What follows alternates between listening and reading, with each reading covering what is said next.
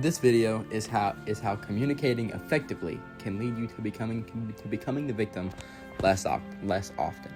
Being the victim is okay. There will be times you'll be the victim, and that cannot be stopped. The main problem I see is that people don't look back and see why they might have become the victim. When you are consistently the victim, you start to develop a mentality that being the victim is something that is unavoidable for you. That mentality is very healthy, but can be helped out with consistently looking back and asking why these situations happen. In many scenarios, the reason someone is the victim is because they didn't properly communicate. Even in scenarios where there was no communication possible, looking back is still a great thing to do. So what would be one of these scenarios where poor communication can lead to an event where you are the victim? An example I see a lot in my life as a student is when a teacher's poor communication leads them to being the victim and not getting what they expected.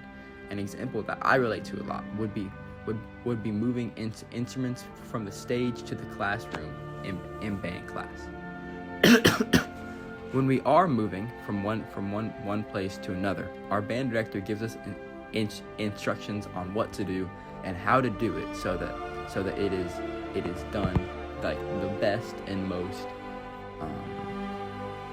speedily as possible.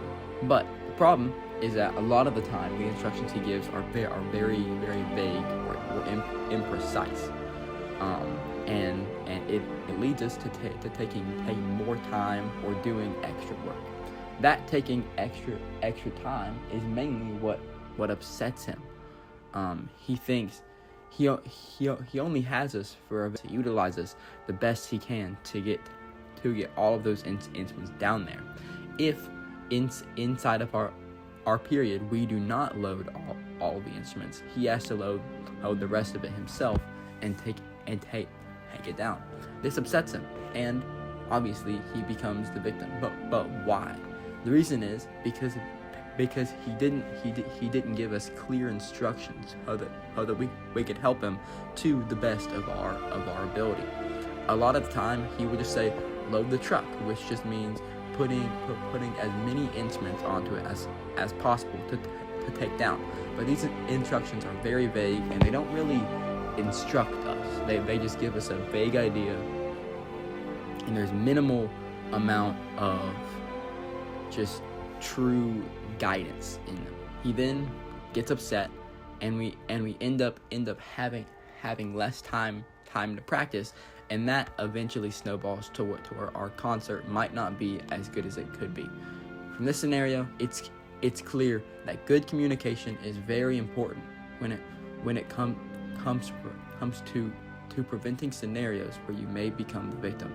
In this scenario specifically, not only is he the victim, but also the students are, because they have less time to practice and their concert turns out to become worse. So what if you are the victim but you have no chance to communicate? Well, you can communicate after the fact to hopefully not become the victim again.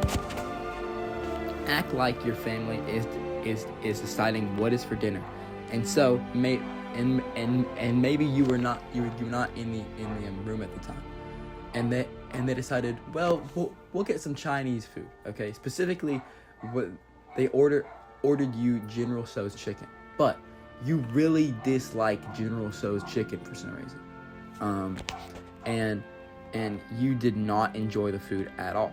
If you were to just mention to them, yeah, the food wasn't really my favorite, I don't really like it, it is very unclear to them that you did not like it because it was General Tso's, and next time they might get you it again.